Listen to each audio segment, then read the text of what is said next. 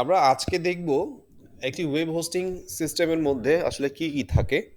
যেহেতু আমাদের ওয়ার্ডপ্রেস এবং এসইওর ক্লাসের প্রথম দিকে আমরা, তাই একটি ওয়েবসাইটের সবচেয়ে মেইন বিষয় হচ্ছে কি একটা ডোমেইন অ্যাড্রেস। হ্যাঁ, এটা হচ্ছে ডোমেইন অ্যাড্রেস।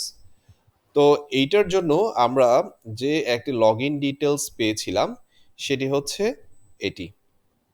ঠিক আছে, এটা হচ্ছে web hosting log in details. ঠিক আছে, এখানে সবকিছু দেওয়া আছে। এখন আমি করব কি, এই ওয়েব হোস্টিং ডিটেলসটা নিয়ে আমি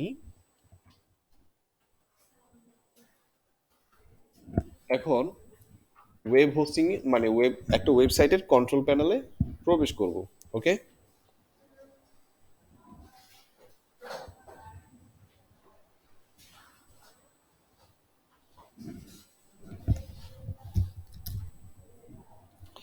তাহলে আমি কন্ট্রোল প্যানেলে যখন প্রবেশ করব তখন মানে এটার ইউজার আইডি যেটা দিয়েছিল ওয়েব হোস্টিং প্রোভাইডার থেকে আমরা সেটা নিলাম, এবং পাসওয়ার্ডটাও ওয়েব হোস্টিং প্রোভাইডার থেকে যা দিয়েছে সেটা নিলাম। এরপর করলাম কি, আমরা লগ ইন করলাম। ঠিক আছে, লগ ইন যেহেতু করলাম তখন একটি ওয়েবসাইটের হোস্টিং স্পেসে আসলে কি কি জিনিসগুলো থাকে আমরা একটু দেখে নিই। একটি ওয়েবসাইটের হোস্টিং স্পেসে সাধারণত ইমেইল ফিচারগুলো থাকে, যেগুলো অফিসিয়াল ইমেইল বলে, সেগুলো ইমেইল মডিউলে থাকে। ফাইলস মডিউলে সাধারণত ওয়েবসাইটটা থেকে শুরু করে বিভিন্ন সফট ফাইলগুলো ফাইলস মডিউলে থাকে। ডেটাবেইসে ওয়েবসাইট রিলেটেড ডেটাবেইসগুলো থাকে। ডোমেইনসে সাধারণত রুট ডোমেইন এবং পাশাপাশি কিছু সাব ডোমেইন থাকে। এখন কথা হচ্ছে কি, আমরা একটি ওয়েবসাইটের ডেভেলপমেন্ট প্রসেসে যখন যাব তখন অবশ্যই আমাদের সি প্যানেল বা কন্ট্রোল প্যানেল সম্পর্কে জানতে হবে। এটি হচ্ছে একটি ওয়েবসাইটের সি প্যানেল। ঠিক আছে, এই সি প্যানেল খুব গুরুত্বপূর্ণ, কারণ একটি ওয়েবসাইটের সমস্ত ডেটা থেকে শুরু করে সমস্ত সফটওয়্যার সবকিছু এই সি প্যানেলের ভেতর থেকেই চলে। সেদিন যেটা আমরা বললাম একটা সাইবার স্পেস থাকে, সে সাইবার স্পেসটা এই সি প্যানেলের মধ্যে। আমরা যদি ফাইল ম্যানেজারের দিকে যাই তাহলে ফাইল ম্যানেজারের মাধ্যমে আমরা দেখতে পাবো এখানে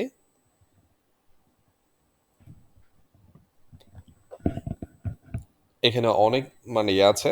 তো সাধারণত পাবলিক আন্ডারস্কোর এইচটিএমএল এইটির মাধ্যমে একটি ওয়েবসাইট রান করে এই ফোল্ডার থেকে। ঠিক আছে, এখন কথা হচ্ছে কি, ইমেইল এইটি কি আসলে। আমরা অনেক সময় sales@the rate of daras.com.bd পাই। ঠিক আছে, আমরা যদি ইমেইল এখান থেকে যদি জেনারেট করি, কিভাবে, ইমেল অ্যাকাউন্টসে ক্লিক করলাম ইমেল মডিউল থেকে। আমরা যদি এবার যদি একটা যদি ডোমেইন ইমেইল জেনারেট করতে চাই, যেমন কি এখানে ক্রিয়েট অপশনে দিয়ে যাবো, যাওয়ার পরে আমি যদি লিখতে চাই sales@pdcmc3b6 চলে আসছে, হবে। আবার আমি যদি লিখি ডিজিটাল মার্কেটিং @pdcmc3b6, ঠিক আছে না? তার মানে অফিসিয়াল ইমেল অ্যাড্রেসগুলো জেনারেট করা যায় অনলি কোত্থেকে, ইমেল মডিউল থেকে। ঠিক আছে, তার মানে একটা সি প্যানেলের মধ্যে ইমেইল মডিউল থাকে, তারপর হচ্ছে ফাইলস মডিউল থাকে, তারপর হচ্ছে ডেটাবেস মডিউল থাকে, ডোমেইনস মডিউল থাকে। ঠিক আছে, এই ধরনের সিস্টেমগুলো থাকে। ওকে, এবং সাধারণত আরো অনেক কিছু আছে, সফটওয়্যার থেকে শুরু করে পিএইচপি ভার্সনিং থেকে শুরু করে আরো অনেক বিষয়গুলো থাকে। যদি কেউ যদি মানে এইচটিটিপিএস এবং সকেট লেয়ার প্রোটেকশন দিতে চায় তাহলে সিকিউরিটি এই জায়গা থেকে করে। ঠিক আছে, যেমন কেউ যদি ওয়ার্ডপ্রেস যদি এখান থেকে যদি ওয়ান ক্লিক ইনস্টল করতে চায় তাহলে এখানে করবে, বাট আমরা ওয়ার্ডপ্রেসটা ওয়ান ক্লিক ইনস্টলেশন না শিখে ম্যানুয়ালি ইনস্টলেশন শিখবো, যাতে আমরা সব জায়গায় কাজটা ইজিলি করতে পারি। ম্যানুয়াল ইনস্টলেশনটা অনেক গুরুত্বপূর্ণ বিষয়। ম্যানুয়ালি যারা শিখবে তারাই সবগুলো ওয়ান ক্লিকও করতে পারবে, আবার ম্যানুয়ালও করতে পারবে, কিন্তু ম্যানুয়ালটা শেখাটা দরকার। এবার আমি একটা ওয়ার্ডপ্রেস ইনস্টল করব, ঠিক আছে? তাহলে আমি প্রথমে যাব কোথায়? ওয়ার্ডপ্রেস, এভাবে সার্চ দিলাম। এখানে এটা হোস্টেড wordpress.com, এটা হচ্ছে হোস্টেড, বাট আমরা যাব wordpress.org, ঠিক আছে? এইটিতে যাব, wordpress.org, ঠিক আছে? এইটিতে যাব। এটির হোম পেজ যদি যাই আমরা দেখতে পাবো এটা wordpress.org। এবার আমি যদি ওয়ার্ডপ্রেসটাকে ডাউনলোড করতে চাই তখন আমরা কি করব? গেট ওয়ার্ডপ্রেস, এখানে ক্লিক করব। ক্লিক করার পরে এখন কারেন্ট ভার্সন হচ্ছে কি 6.3.1। ইনস্টলেশনের জন্য আমি প্রথমে কি করব? এটা ডাউনলোড করে নিব। ওকে, আমরা সচরাচর আজকে শিখব হচ্ছে কি একটি ওয়ার্ডপ্রেস কিভাবে ইনস্টল করতে হয় ওয়েব হোস্টিং স্পেসের মধ্যে, এবং ওয়েব হোস্টিং এর কিছু মডিউল আমরা জানছি, ঠিক না? এখন খুব সহজে আমরা জানবো কিভাবে একটা ওয়ার্ডপ্রেস ইনস্টলেশন করতে হয়, এবং আমি সবাইকে সবার নামে একটা একটা সাবডোমেইন করে দিব, ঠিক আছে? সেই সাবডোমেইনের মধ্যে সবাই নিজেরাই কি করবে? ওয়ার্ডপ্রেস ইনস্টল করে নিবে, ঠিক আছে?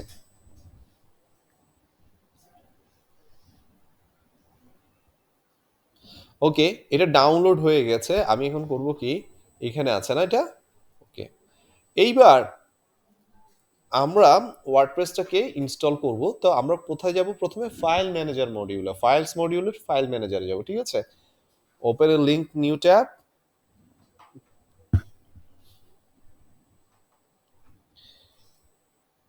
Public underscore HTML. ওকে, আবার নতুন করে যাই, ফাইল ম্যানেজার,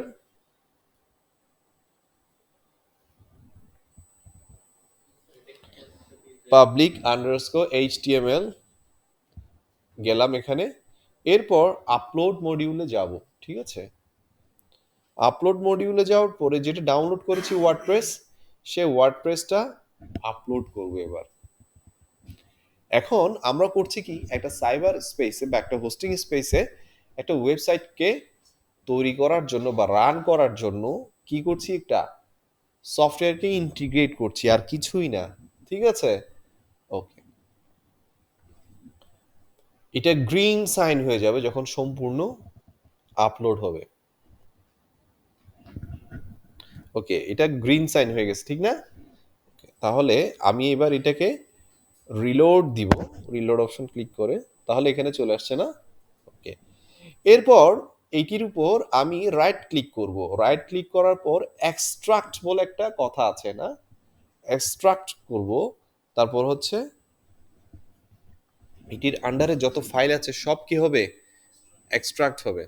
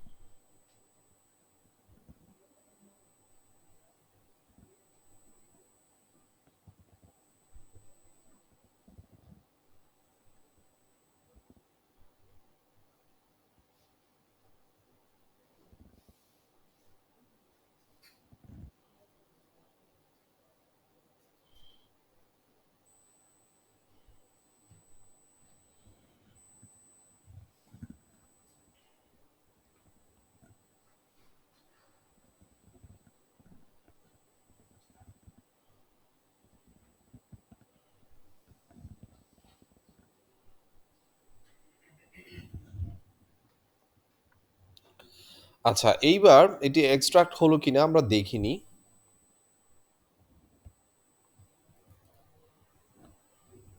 ওকে, এখানে একটা ওয়ার্ডপ্রেস ফোল্ডার চলে আসছে না?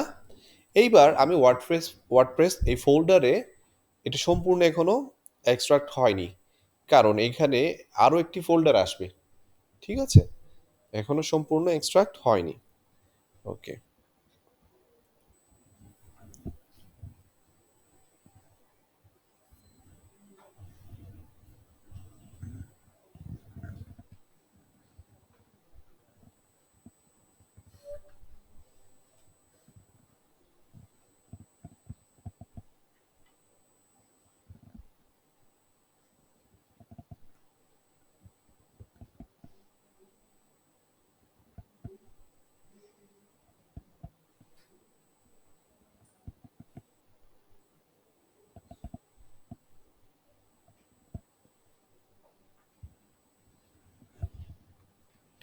তার মানে সম্পূর্ণ এক্সট্রাক্ট হয়ে গেল। ওকে, এবার আমি ক্লোজ করলাম। ক্লোজ করার পর আমি এখানে দেখবো কি, একটু রিলোড দিব বা এরপর দেখবো কি, ডাবল ক্লিক করে ঢুকলাম, এখানে চলে আসলো।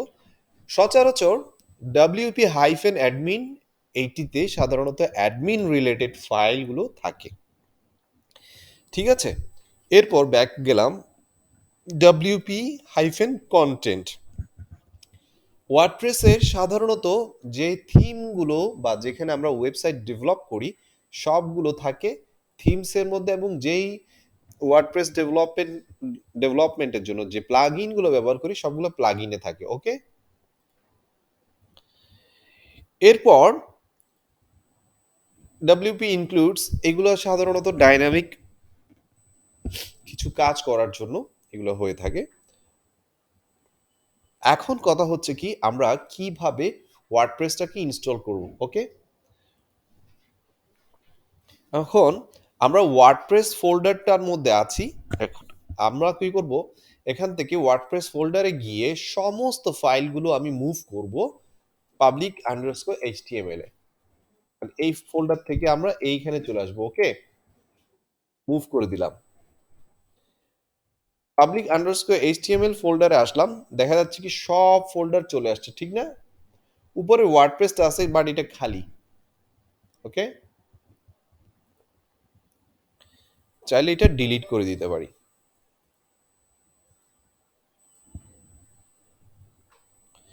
এরপর আমি কি করব,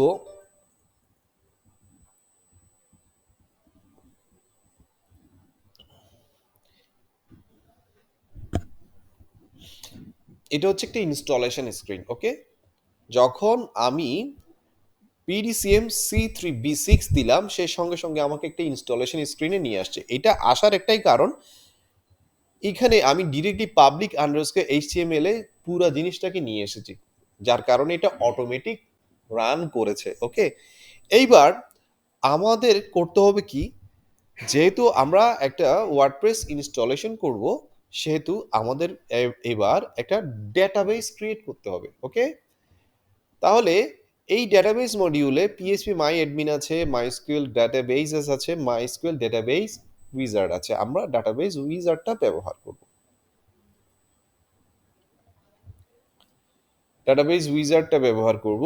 আমরা জাস্ট পিডিসিএম C3B6 এখানে পাশে যে খালি জায়গা আছে সেখানে আমরা ডাটাবেসটা তৈরি করব। একটা নাম দিব খুব সহজ, ডব্লিউপি, ডব্লিউ দিয়ে ওয়ার্ড, পি দিয়ে প্রেস। নেক্সট গেলাম, সেম ইউজার লেভেলটাও রাখলাম ডব্লিউপি। ঠিক আছে,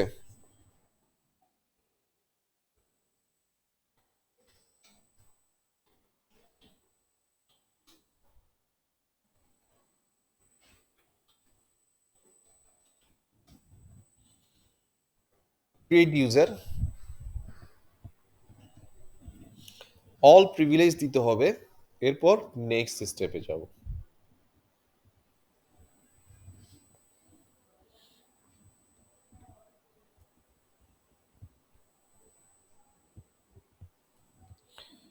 কপি করব এটাকে। তো সবার আগে আমরা খেয়াল করব কিভাবে ইনস্টলেশন করব। ওকে, একদম রুট থেকে যাচ্ছি, পিডিসিএম c3b6.xyz। ওকে, এতটুক আমাদের রুট ডোমেইনের নাম, ঠিক না? দিব কি এবার? এন্টার।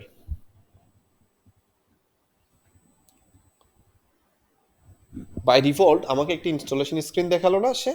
ওকে, এবার আমি কি করব? কন্টিনিউতে ক্লিক করব। কন্টিনিউতে ক্লিক করার পর সে বলতেছে কি ওয়ার্ডপ্রেস সে ওয়েলকাম করছে। Before getting start you will need to know the following items: database name, database user name. আমরা অলরেডি ডেটাবেস নেম এবং ডেটাবেস সবকিছুই আমরা করে রেখেছিলাম, ঠিক না? ওকে, এইবার আমরা করব কি, লেটস গো তে ক্লিক করব।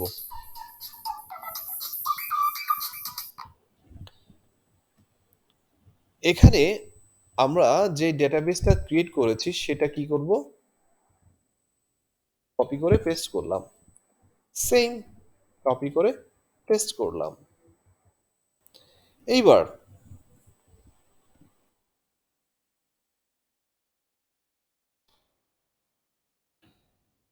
লোকাল হোস্ট, এটা হচ্ছে কি বাই ডিফল্ট একটা ওয়েব হোস্টিং এর নিজস্বতা, ঠিক আছে? এইটা অবশ্যই যদি না হয় তাহলে অন্যভাবে করতে হবে। তাহলে এখানে কি লিখতে হবে? Local host. ওকে, ডাব্লিউপি হচ্ছে টেবল প্রিফিক্স, ওয়ার্ডপ্রেসের টেবল প্রিফিক্সের হচ্ছে কি ডাব্লিউপি। এরপর আমাদের কি করতে হবে? সাবমিশন করতে হবে না? সাবমিটে ক্লিক করলাম।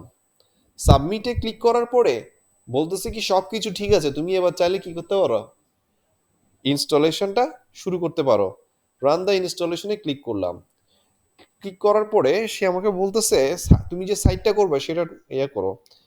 তা আমি লিখলাম প্রফেশনাল ডিজিটাল কন্টেন্ট ম্যানেজমেন্ট, ঠিক আছে, স্টুডেন্টস পোর্টাল। ওকে, অ্যাডমিন দিলাম, পাসওয়ার্ডটা একদম খুব অ্যাডমিন দিলাম। ওকে, যদি উইক পাসওয়ার্ড করতে না চাই তাহলে একটা স্ট্রং পাসওয়ার্ড দিতে হবে। কিন্তু আমি উইক পাসওয়ার্ড দেওয়ার কারণে সে বলতেছে কি তুমি কি উইক পাসওয়ার্ড দিচ্ছ, ঠিক আছে? সে নিজে নিজে বলছে ঠিক আছে। তাহলে আমি এবার আমার জিমেল অ্যাড্রেসটা দিচ্ছি। ওকে, ইনস্টল ওয়ার্ডপ্রেস লেখা আছে না? এটাতে আমি ক্লিক করব। তাহলে এখানে কি হয়ে গেল? ইনস্টল হয়ে গেল, ঠিক না? এবার আমরা আরেকটা স্ক্রিন থেকে যাই। PDCM C3B6 একটা ওয়েবসাইট রান হচ্ছে না? এবার একটা ওয়েবসাইট রান হচ্ছে না? এখন আমরা যদি এবার একটু খেয়াল করি wp-admin, মানে একটা সাইটের অ্যাডমিন প্যানেলে প্রবেশ করার জন্য এখানে একটা রোবোটিক সাইন আসছে, ঠিক না?